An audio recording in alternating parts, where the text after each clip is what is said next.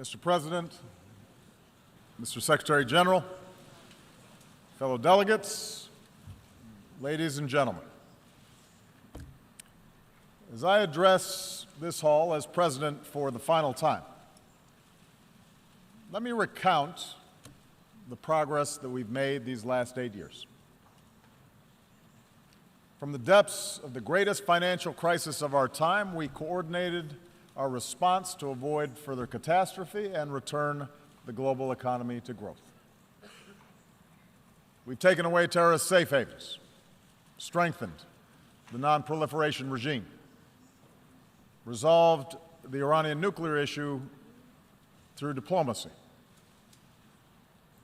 We opened relations with Cuba, helped Colombia end Latin America's longest war. And we welcome a democratically elected leader of Myanmar to this assembly. Our assistance is helping people feed themselves, care for the sick, power communities across Africa, and promote models of development rather than dependence. And we have made international institutions like the World Bank and the International Monetary Fund more representative, while establishing a framework to protect our planet from the ravages of climate change. This is important work. It has made a real difference in the lives of our people. And it could not have happened had we not worked together. And yet, around the globe, we are seeing the same forces of global integration that have made us interdependent also expose deep fault lines in the existing international order. We see it in the headlines every day. Around the world, refugees flow across borders in flight from brutal conflict. Financial disruptions continue to weigh upon our workers and entire communities. Across vast swaths of the Middle East, basic security, basic order has broken down. We see too many governments muzzling journalists and quashing dissent and censoring the flow of information. Terrorist networks use social media to prey upon the minds of our youth, endangering open societies and spurring anger against innocent immigrants and Muslims. Powerful nations contest the constraints placed on them by international law. And this is the paradox that defines our world today. A quarter century after the end of the Cold War, the world is by many measures less violent and more prosperous than ever before. And yet our societies are filled with uncertainty and unease and strife.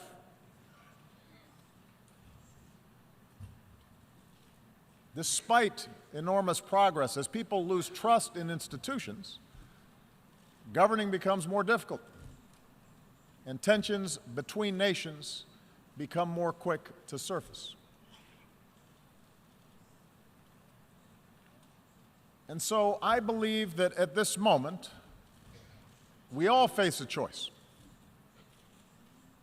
We can choose to press forward with a better model of cooperation and integration, or we can retreat into a world sharply divided and ultimately in conflict along age-old lines of nation and tribe and race and religion. I want to suggest to you today that we must go forward and not backward.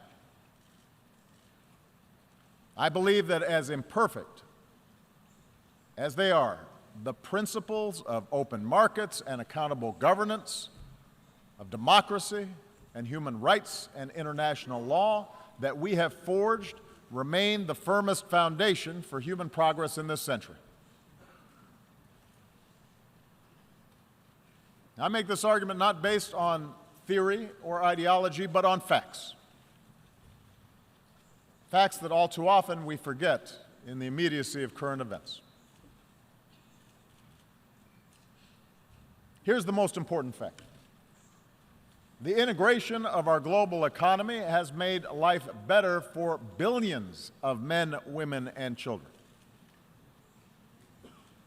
Over the last 25 years, the number of people living in extreme poverty has been cut from nearly 40% of humanity to under 10%. That's unprecedented. And it's not an abstraction. It means children have enough to eat. Mothers don't die in childbirth. Meanwhile, cracking the genetic code promises to cure diseases that have plagued us for centuries. The internet can deliver the entirety of human knowledge to a young girl in a remote village on a single handheld device. In medicine and in manufacturing and education and communications, we're experiencing a transformation of how human beings live on a scale that recalls the revolutions in agriculture and industry. And as a result, a person born today is more likely to be healthy, to live longer, and to have access to opportunity than at any time in human history. Moreover, the collapse of colonialism and communism has allowed more people than ever before to live with the freedom to choose their leaders. Despite the real and troubling areas where freedom appears in retreat, the fact remains that the number of democracies around the world has nearly doubled in the last 25 years. In remote corners of the world, citizens are demanding respect for the dignity of all people, no matter their gender or race or religion or disability or sexual orientation. And those who deny others dignity are subject to public reproach. An explosion of social media has given ordinary people more ways to express themselves and has raised people's expectations for those of us in power. Indeed, our international order has been so successful that we take it as a given that great powers no longer fight world wars, that the end of the Cold War lifted the shadow of nuclear Armageddon, that the battlefields of Europe have been replaced by peaceful union, that China and India remain on a path of remarkable growth. I say all this not to whitewash the challenges we face or to suggest complacency. Rather, I believe that we need to acknowledge these achievements in order to summon the confidence to carry this progress forward and to make sure that we do not abandon those very things that have delivered this progress. In order to move forward, though, we do have to acknowledge that the existing path to global integration requires a course correction. Because too often those trumpeting the benefits of globalization have ignored inequality within and among nations, have ignored the enduring appeal of ethnic and sectarian identities, have left international institutions ill-equipped, underfunded, under-resourced, in order to handle transnational challenges. And as these real problems have been neglected, alternative visions of the world have pressed forward, both in the wealthiest countries and in the poorest. Religious fundamentalism, the politics of ethnicity or tribe or sect, aggressive nationalism,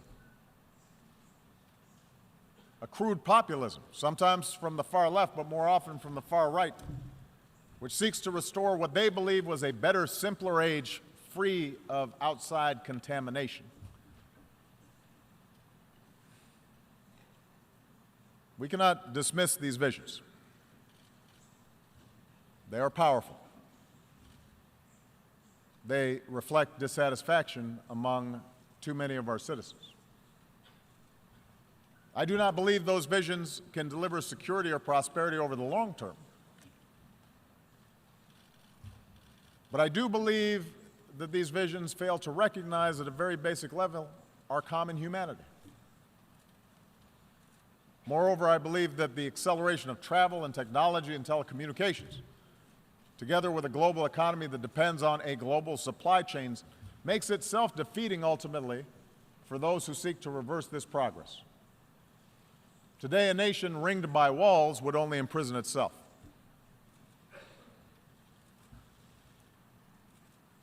So the answer cannot be a simple rejection of global integration. Instead, we must work together to make sure the benefits of such integration are broadly shared, and that the disruptions, economic, political, and cultural, that are caused by integration are squarely addressed. Now, this is not the place for a detailed policy blueprint, but let me offer in broad strokes those areas where I believe we must do better together. It starts with making the global economy work better for all people and not just for those at the top.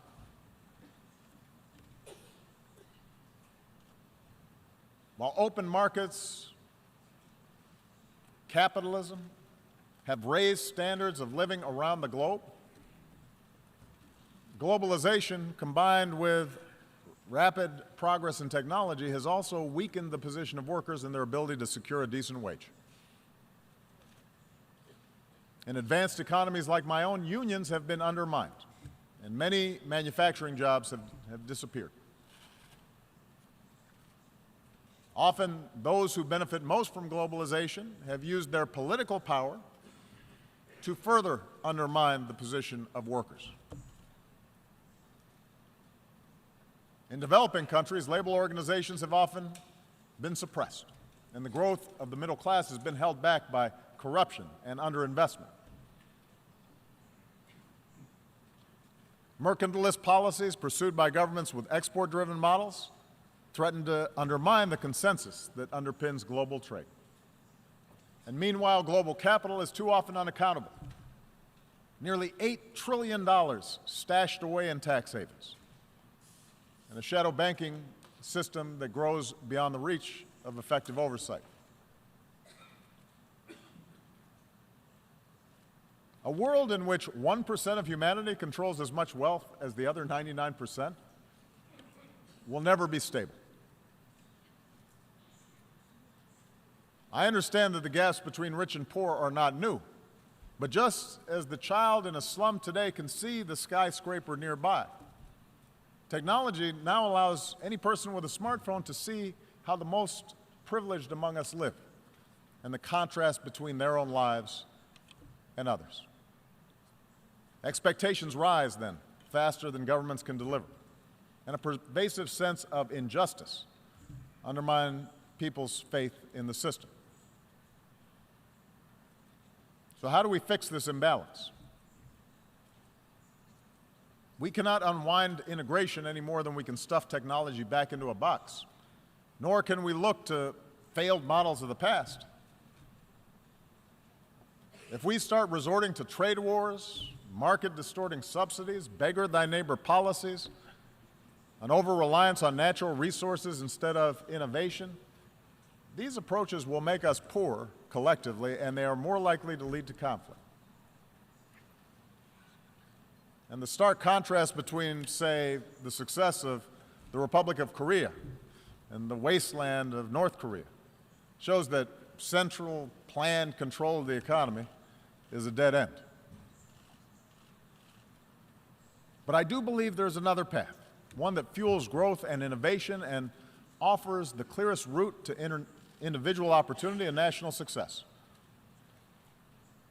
It does not require succumbing to a soulless capitalism that benefits only the few, but rather recognizes that economies are more successful when we close the gap between rich and poor, and growth is broadly based. And that means respecting the rights of workers so they can organize into independent unions and earn a living wage. It means investing in our people, their skills, their education, their capacity to take an idea and turn it into a business. It means strengthening the safety net that protects our people from hardship and allows them to take more risks, to look for a new job or start a new venture. These are the policies that I've pursued here in the United States, and with clear results. American businesses have created now 15 million new jobs. After the recession, the top 1% of Americans were capturing more than 90% of income growth, but today that's down to about half. Last year, poverty in this country fell at the fastest rate in nearly 50 years. And with further investment in infrastructure and early childhood education and basic research, I'm confident that such progress will continue.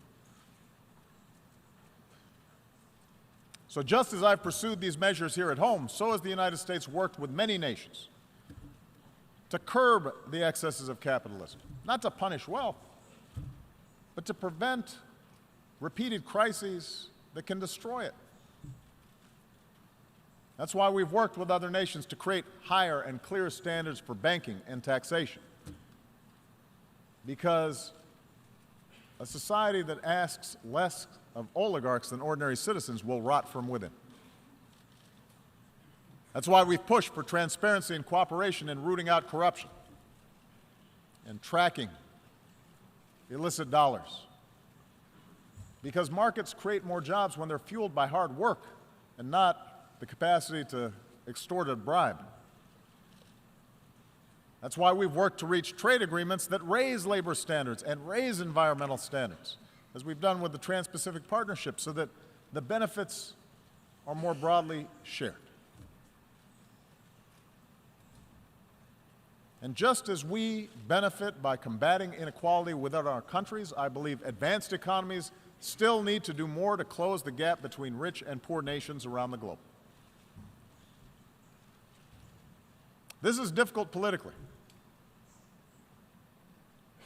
It's difficult to spend on foreign assistance. But I do not believe this is charity.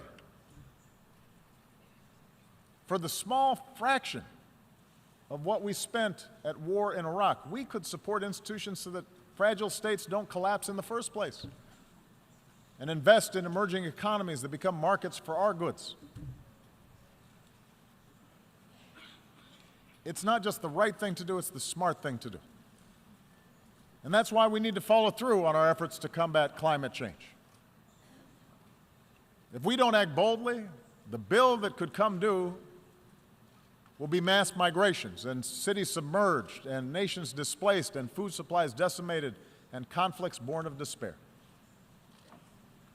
The Paris Agreement gives us a framework to act, but only if we scale up our ambition, and there must be a sense of urgency about bringing the agreement into force and helping poorer countries leapfrog destructive forms of energy.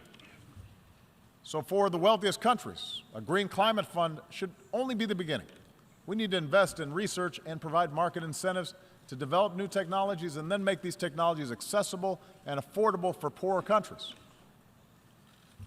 And only then can we continue lifting all people up from poverty without condemning our children to a planet beyond their capacity to repair.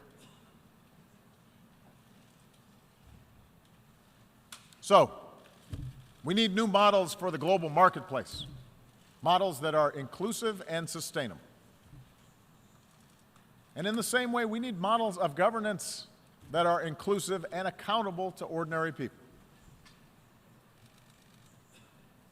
I recognize not every country in this hall is going to follow the same model of governance. I do not think that America can or should impose our system of government on other countries. But there appears to be a growing contest between authoritarianism and liberalism right now.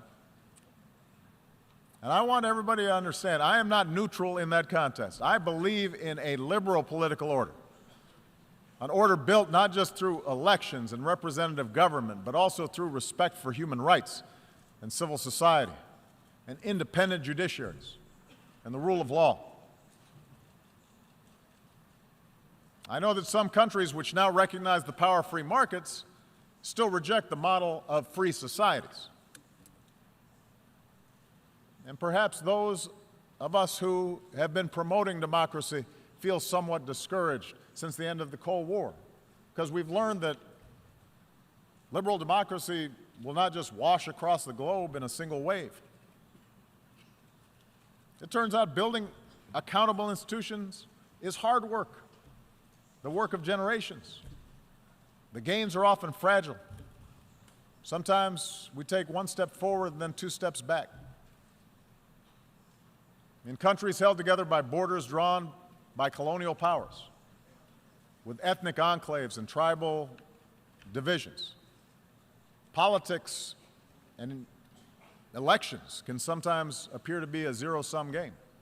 And so, given the difficulty in forging true democracy in the face of these pressures, it's no surprise that some argue the future favors the strong man,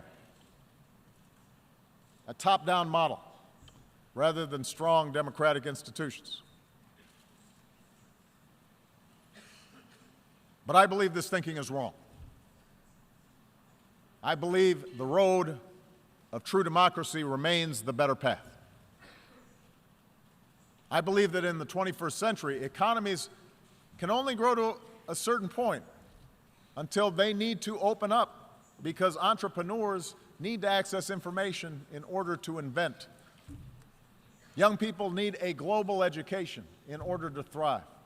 Independent media needs to check the abuses of power. Without this evolution, ultimately expectations of people will not be met. Suppression and stagnation will set in.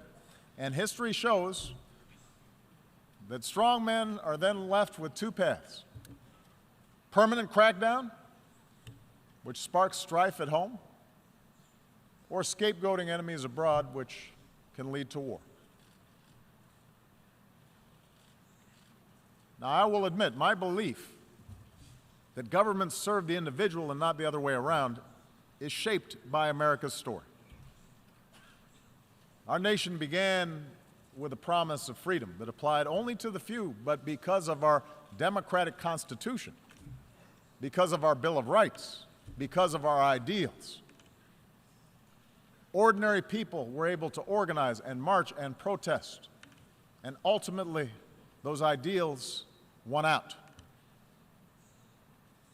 Open doors for women and minorities and workers in ways that made our economy more productive and turned our diversity into a strength. That gave innovators the chance to transform every area of human endeavor. That made it possible for someone like me to be elected President of the United States. So yes, my views are shaped by the specific experiences of America, but I do not think this story is unique to America. Look at the transformation that's taken place in countries as different as Japan and Chile, Indonesia, Botswana. The countries that have succeeded are ones in which people feel they have a stake. In Europe, the progress of those countries in the former Soviet bloc that embraced democracy stand in clear contrast to those that did not. After all, the people of Ukraine did not take to the streets because of some plot imposed from abroad. They took to the streets because their leadership was for sale, and they had no recourse. They demanded change because they saw life get better for people in the Baltics and in Poland, societies that were more liberal and democratic and open than their own.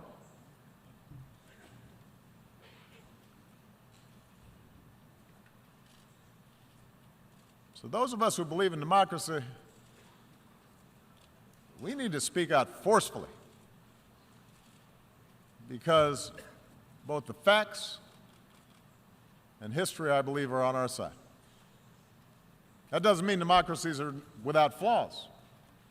It does mean that the cure for what ails our democracies is greater engagement by our citizens, not less.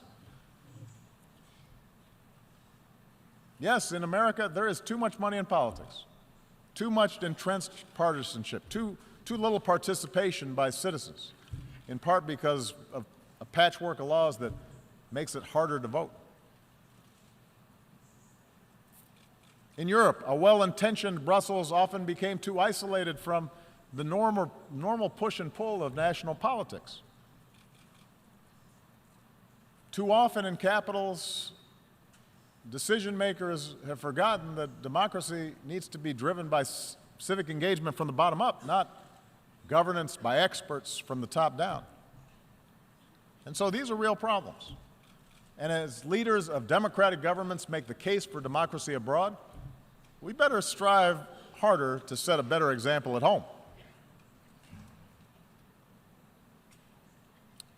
Moreover, every country will organize its government informed by centuries of history and the circumstances of geography and the deeply held beliefs of its people. So I recognize a traditional society may value unity and cohesion more than a diverse country like my own, which was founded upon what at the time was a radical idea, the idea of the liberty of individual human beings, endowed with certain God-given rights. But that does not mean that ordinary people in Asia or Africa or the Middle East somehow prefer arbitrary rule that denies them a voice in the decisions that can shape their lives. I believe that spirit is universal. And if any of you doubt the universality of that desire, listen to the voices of young people everywhere who call out for freedom and dignity and the opportunity to control their own lives.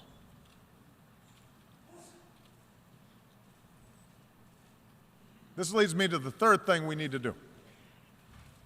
We must reject any forms of fundamentalism or racism or a belief in ethnic superiority that makes our traditional identities irreconcilable with modernity. Instead, we need to embrace the tolerance that results from respect of all human beings. It's a truism that global integration has led to a collision of cultures. Trade, migration, the internet, all these things can challenge and unsettle our most cherished identities. We see liberal societies express opposition when women choose to cover themselves.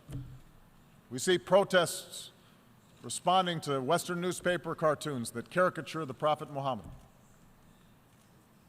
In a world that left the age of empire behind, we see Russia attempting to recover lost glory through force. Asian powers debate competing claims of history.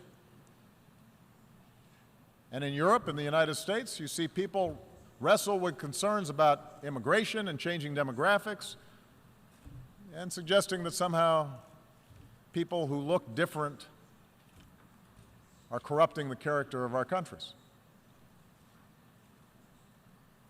Now, there's no easy answer for resolving all these social forces, and we must respect the meaning that people draw from their own traditions, from their religion, from their ethnicity, from their sense of nationhood. But I do not believe progress is possible if our desire to preserve our identities gives way to an impulse to dehumanize or dominate another group. If our religion leads us to persecute those of another faith, if we jail or beat people who are gay, if our traditions lead us to prevent girls from going to school, if we discriminate on the basis of race or tribe or ethnicity, then the fragile bonds of civilization will fray. The world is too small. We are too packed together for us to be able to resort to those old ways of thinking. We see this mindset in too many parts of the Middle East. There, so much of the collapse in order has been fueled because leaders sought legitimacy not because of policies or programs, but by resorting to persecuting political opposition or demonizing other religious sects, by narrowing the public space to the mosque, where in too many places perversions of a great faith were tolerated. And these forces built up for years. and are now at work helping to fuel both Syria's tragic civil war and the mindless medieval menace of ISIL. The mindset of sectarianism and extremism and bloodletting and retribution that has been taking place will not be quickly reversed.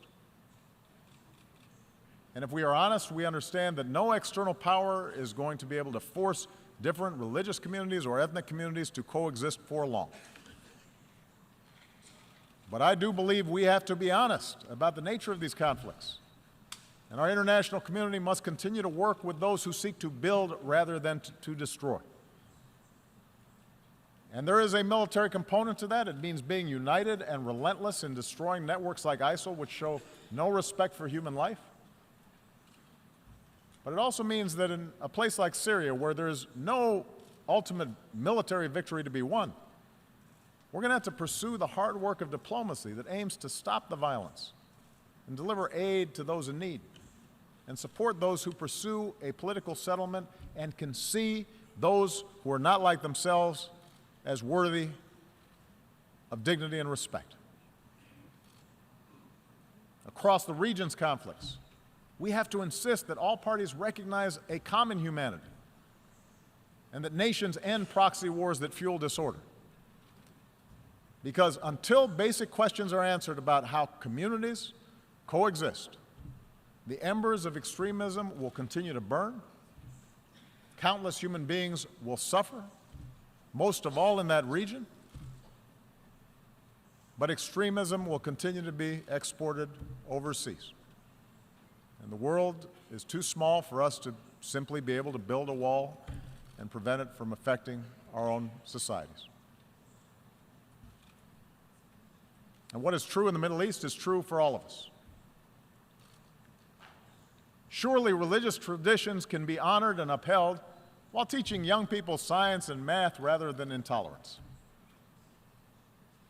Surely we can sustain our unique traditions while giving women their full and rightful role in the politics and economics of a nation.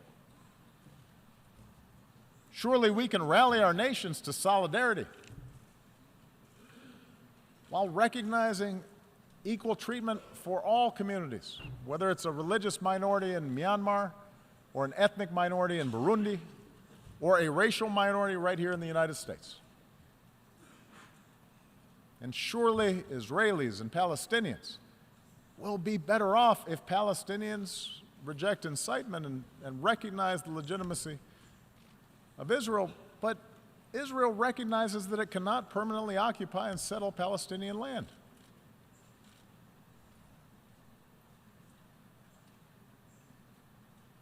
We all have to do better as leaders in tamping down rather than encouraging a notion of identity that leads us to diminish others. And this leads me to the fourth and final thing we need to do, and that is sustain our commitment to international cooperation rooted in the rights and responsibilities of nations. As President of the United States, I know that for most of human history, power has not been unipolar. And the end of the Cold War may have led too many to forget this truth. I've noticed as president that at times both America's adversaries and some of our allies believe that all problems were either caused by Washington or could be solved by Washington. And perhaps too many in Washington believe that as well.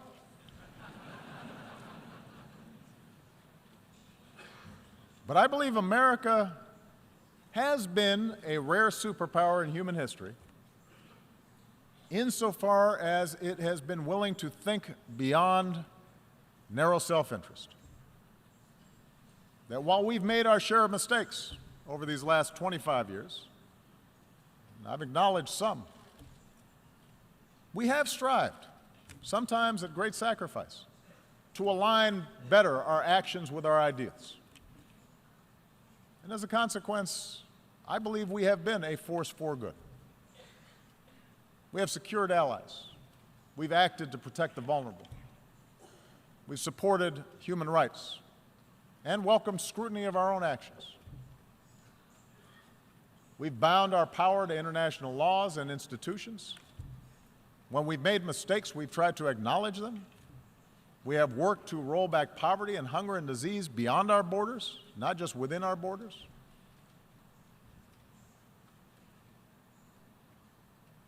I'm proud of that. But I also know that we can't do this alone. And I believe that if we're to meet the challenges of this century, we are all going to have to do more to build up international capacity. We cannot escape the prospect of nuclear war unless we all commit to stopping the spread of nuclear weapons and pursuing a world without them.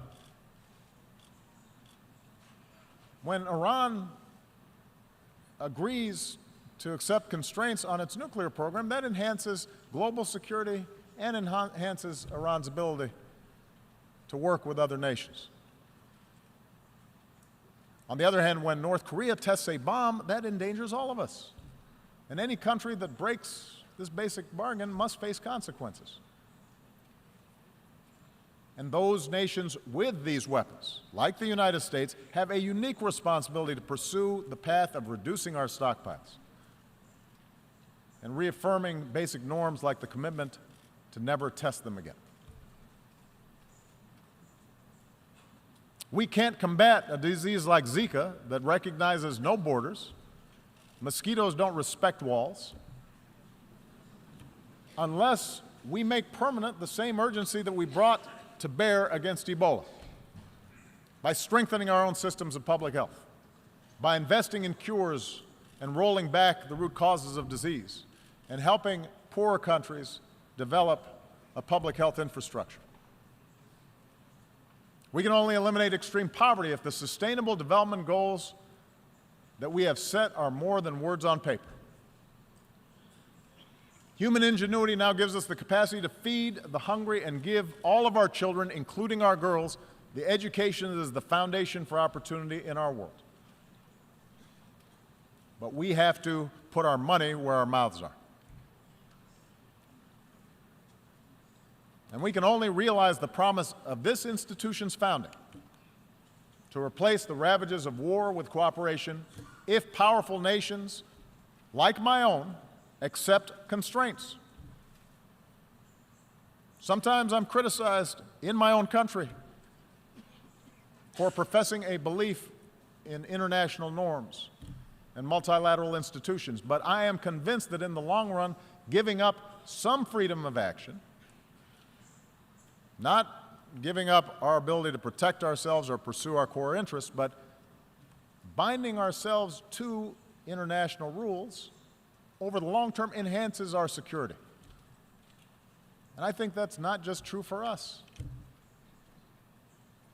If Russia continues to interfere in the affairs of its neighbors, it may be popular at home, it may fuel nationalist fervor for a time, but over time it is also going to diminish its stature and make its borders less secure. In the South China Sea, a peaceful resolution of disputes offered by law will mean far greater stability than the militarization of a few rocks and reefs. We are all stakeholders in this international system, and it calls upon all of us to invest in the success of institutions to which we belong. And the good news is that many nations have shown what kind of progress is possible when we make those commitments. Consider what we've accomplished here over the past few years. Together, we mobilized some 50,000 additional troops for UN peacekeeping, making them nimble, better equipped, better prepared to deal with emergencies. Together, we established an open government partnership so that increasingly transparency empowers more and more people around the globe.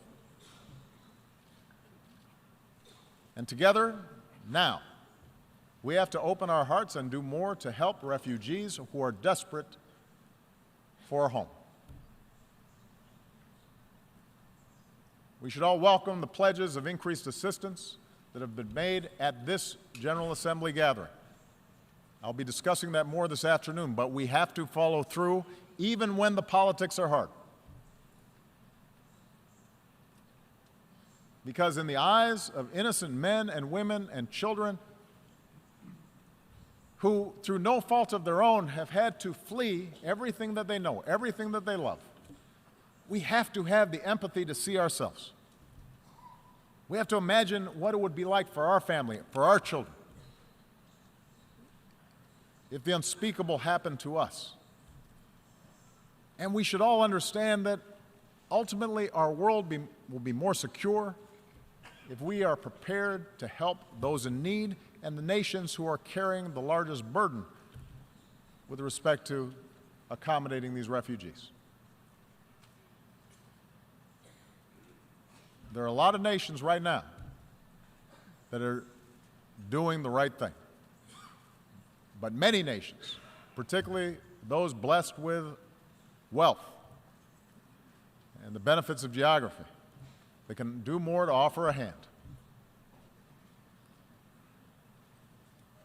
Even if they also insist that refugees who come to our countries have to do more to adopt to the customs and conventions of the communities that are now providing them a home.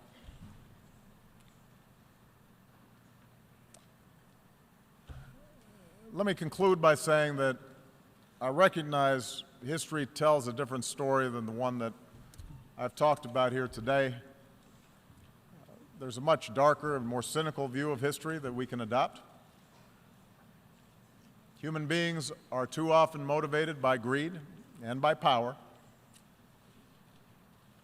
Big countries, for most of history, have pushed smaller ones around.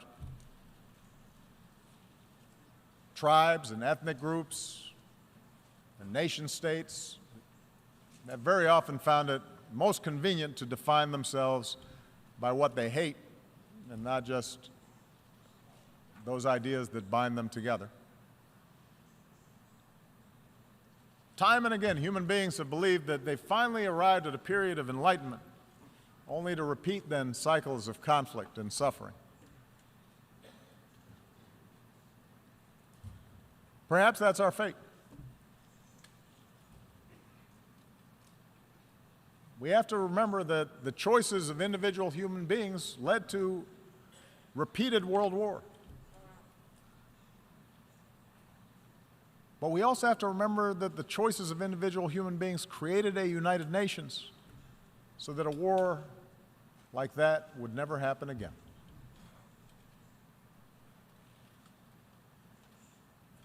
Each of us, as leaders, each nation, can choose to reject those who appeal to our worst impulses and embrace those who appeal to our best. For we have shown that we can choose a better history. Sitting in a prison cell, a young Martin Luther King Jr. wrote that human progress never rolls on the wheels of inevitability. It comes through the tireless efforts of men willing to be co-workers with God.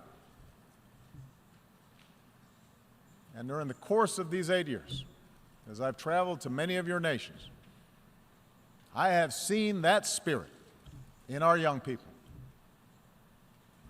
who are more educated and more tolerant and more inclusive and more diverse and more creative than our generation, who are more empathetic and compassionate towards their fellow human beings than previous generations. And yes, some of that comes with the idealism of youth, but it also comes with young people's access to information about other peoples and places.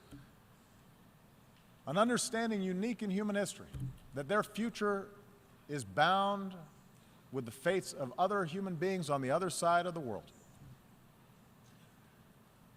I think of the thousands of healthcare workers from around the world who volunteered to fight Ebola. I remember the young entrepreneurs I met who are now starting new businesses in Cuba. The parliamentarians who used to be, just a few years ago, political prisoners in Myanmar.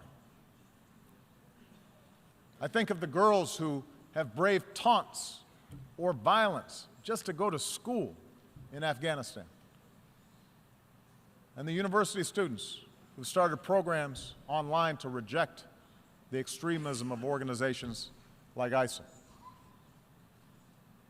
I draw strength from the young Americans, entrepreneurs, activists, soldiers, new citizens who are remaking our nation once again, who are unconstrained by old habits and old conventions and unencumbered by what is, but are instead ready to seize what ought to be.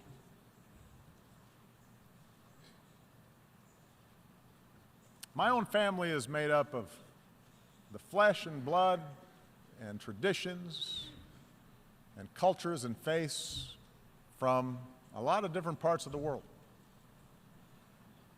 Just as America has been built by immigrants from every shore. And in my own life, in this country, and as president, I have learned that our identities do not have to be defined by putting someone else down, but can be enhanced by lifting somebody else up.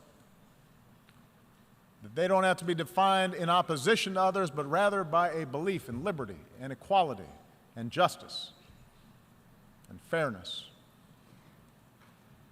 And the embrace of these principles as universal doesn't weaken my particular pride, my particular love for America. It strengthens it. My belief that these ideals apply everywhere doesn't lessen my commitment to help those who look like me or pray as I do or pledge allegiance to my flag. But my faith in those principles does force me to expand my moral imagination and to recognize that I can best serve my own people. I can best look after my own daughters by making sure that my actions seek what is right for all people and all children and your daughters and your sons. This is what I believe, that all of us can be co-workers with God. And our leadership and our governments and this United Nations should reflect this irreducible truth. Thank you very much.